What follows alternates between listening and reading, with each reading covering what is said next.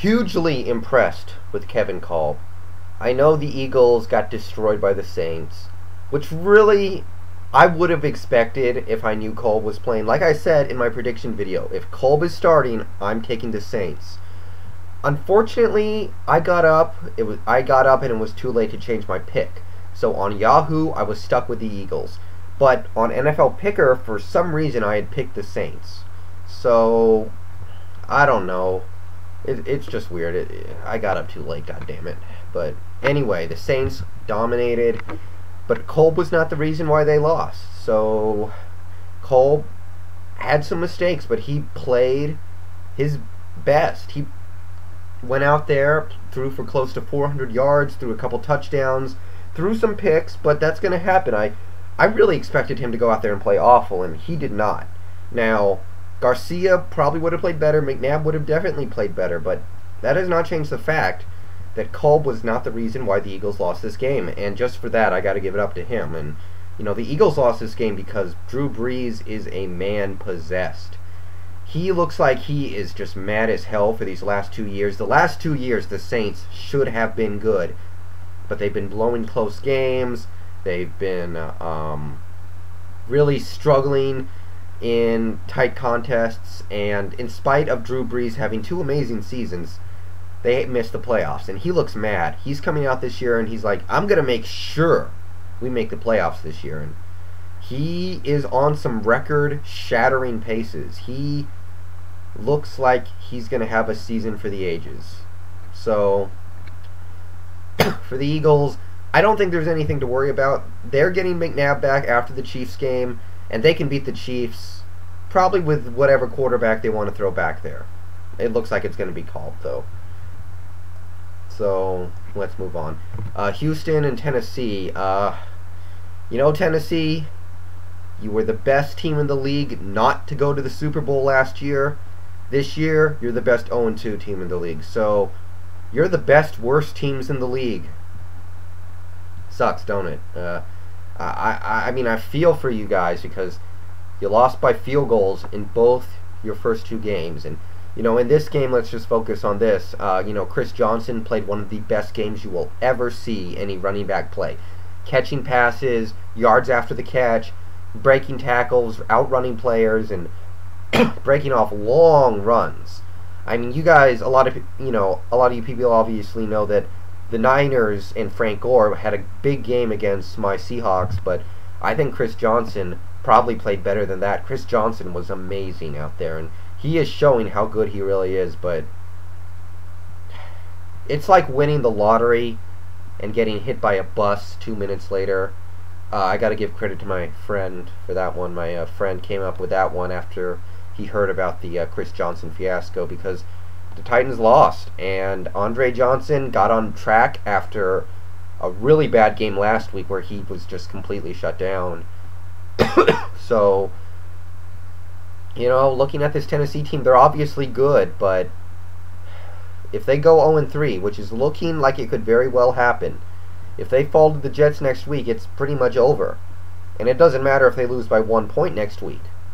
It's pretty much impossible to come back from 0-3. So, Houston, nice bouncing back from that first week where you guys just looked awful, and now you're second in the division. You're right there. Just hold on, and if the offense continues to play like that, although I will say, where the hell is Steve Slayton? You'll be there. Rams and Redskins. I have just one thing to say. If you go to NFL.com, the fans are able to rate each game on a scale of 1 to 100. 1 would be the worst game you have ever seen. 100 would be the greatest game you've ever seen. And NFL.com calculates the averages. The Texans and Titans was an 86. The Bills and the Bucks was a 63. Just to give you an idea of how things work. So the Hawks and the Niners was 77. The Rams and Redskins was 23.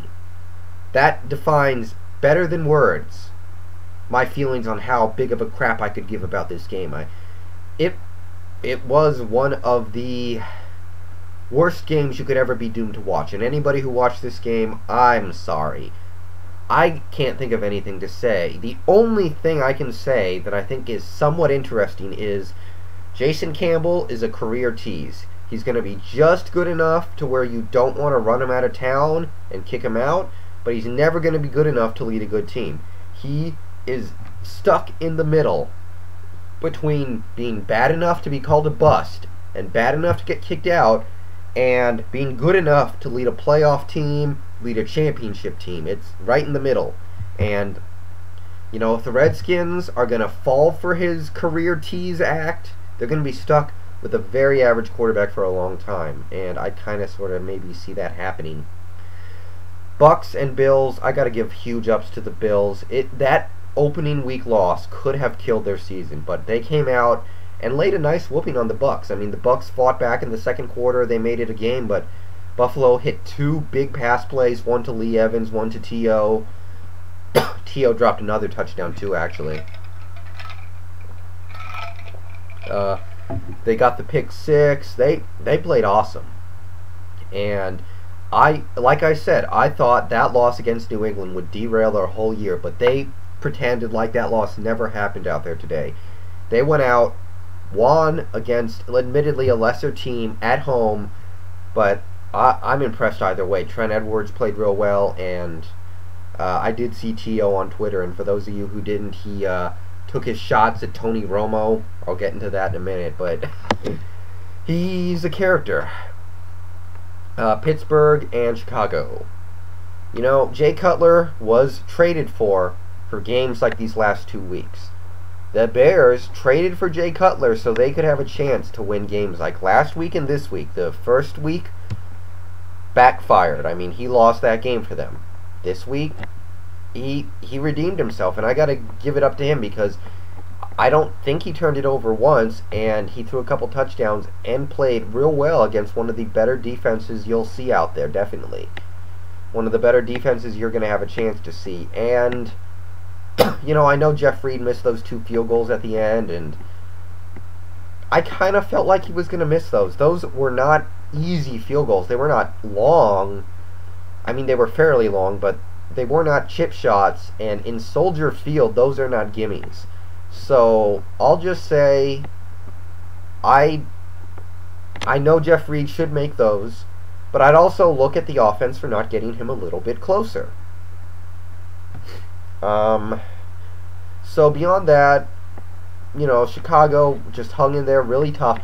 The game played out exactly like I thought it would. It's just Jeff Reed didn't make the field goal. And then at the end, I was still thinking, well, there's still a little bit of time left. Maybe Pittsburgh will lead a quick drive, but then the kick returner fumbled, and that was that. So, Chicago, I'm happy you guys won, actually, because now you're not completely desperate coming into Quest Field next week. And I think the 0-2 Chicago Bears would just throw the kitchen sink at us. Now, maybe we won't be getting the kitchen sink, but I'm going to talk about that game a lot later.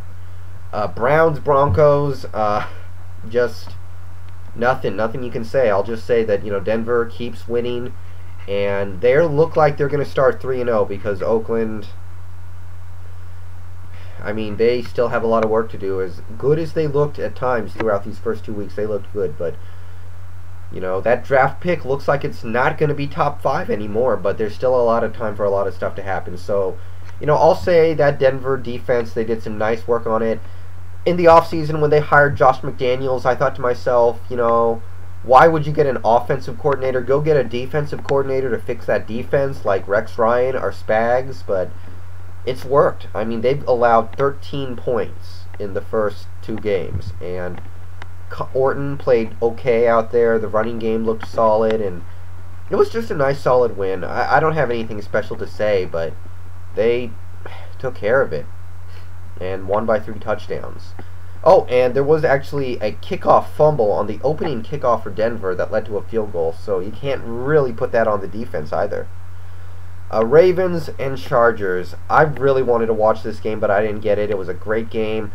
Flacco is showing people how good he is. He is a playmaker, and a lot of people don't realize it yet, but you're going to figure it out in these next few weeks. He, Ray Rice, Willis McGahee, who, you know, I didn't know if McGahee was going to be the number 1 back this year, but he looks like he is, and he played a nice game today. You know, those receivers stepping up, making catches. They have some playmakers in Baltimore, and people don't want to believe it because they always believe the Ravens are all about defense, but they are finding ways to get it done offensively as well. They put up a lot of points today, and they needed every last bit of them to win this game. Definitely. And, the defense let Rivers throw all over them, did pretty good against the run. They, had their issues. It looks like they do miss Rex Ryan quite a bit, but when they needed it, Ray Lewis, my boy, charging through the middle of that lane, destroying Darren Sproles in one of the greatest plays you'll ever see him make, and that's saying something.